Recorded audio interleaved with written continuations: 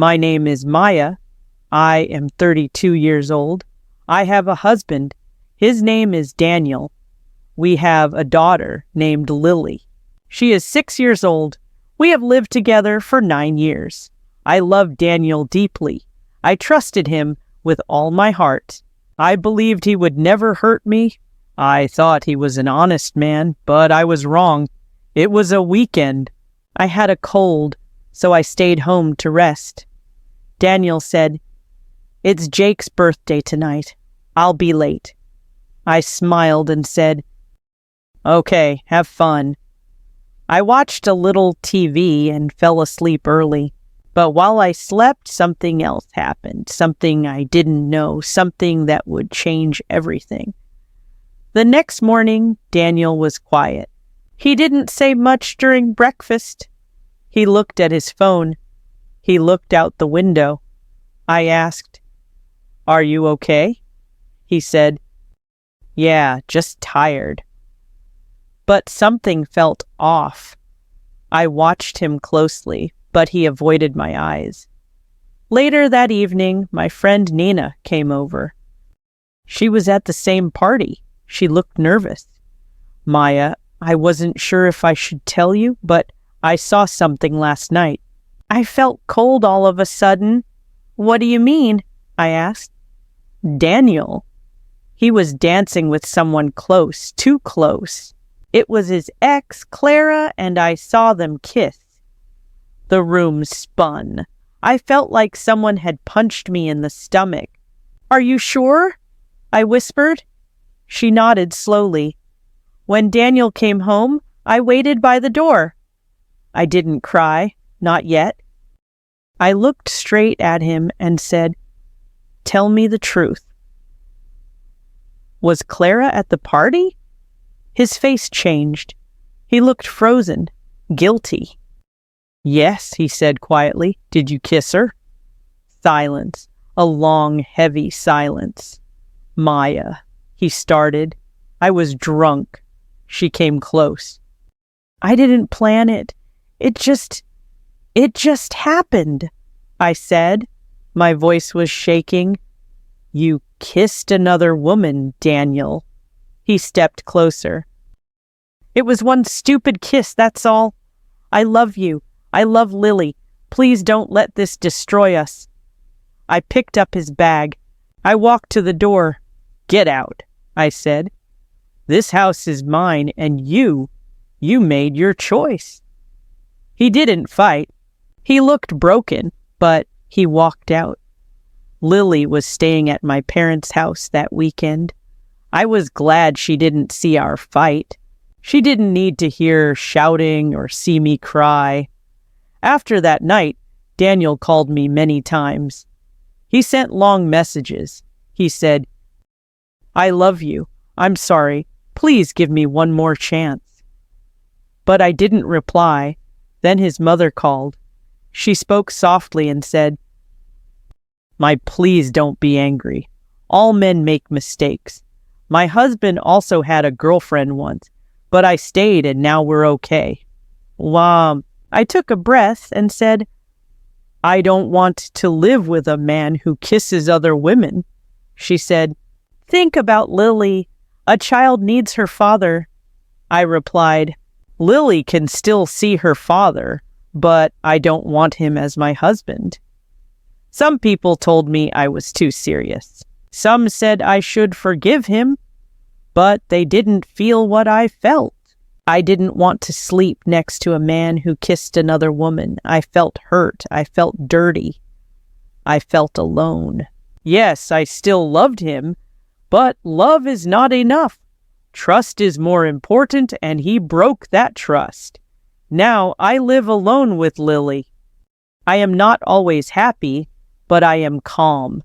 No more lies, no more pain. The next morning, Daniel came to the house. He stood quietly at the door, holding a small bouquet of white lies, my favorite. His eyes looked tired. His face was pale. He didn't look like the confident man I once knew. He looked broken. He whispered, "Can we talk, Maya?" I hesitated.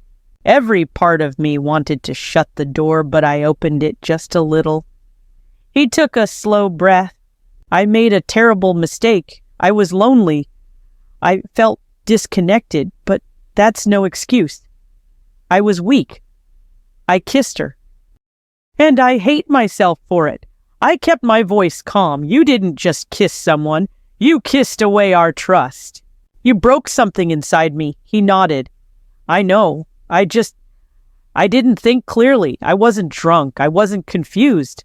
I just acted selfishly, and now I'd give anything to take it back. I said, you can't. You made a choice, and now I'm making mine. He looked down. I miss Lily. I miss you. I miss us. I said, you can still see Lily. You're her father, but I don't want a husband who betrays me. His hands were shaking. He placed the flowers on the porch. Then, without another word, he turned and walked away. That night, I couldn't sleep. I lay in bed, thinking about everything. I remembered the first time we met, his smile, his awkward jokes, the way he brought me coffee when I had late study nights. I remembered our wedding, simple but full of hope. I remembered the day Lily was born, how he held her like she was made of light. He used to cook dinner when I had bad days. He stayed up with Lily when she had nightmares. He'd sing off-key lullabies just to make her laugh. He was a good man. Was. Now he felt like a stranger. The next few days passed slowly. I didn't answer his calls. I needed space. I needed silence. But he didn't give up. He sent messages every day. Maya, I miss our family. I'm sorry, I can't sleep. I can't think. I love you. Please talk to me. One night, he sent a longer message. You don't have to forgive me now, maybe not ever, but I'll wait, not because I'm sure you'll come back, but because I know I deserve to wait for the damage I caused, for the pain I brought. I still love you and Lily, always.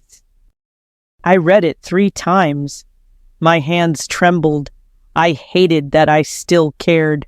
I hated that a part of me missed him, but I also hated what he did. The next weekend, he came to pick up Lily. She ran to him, her eyes lighting up.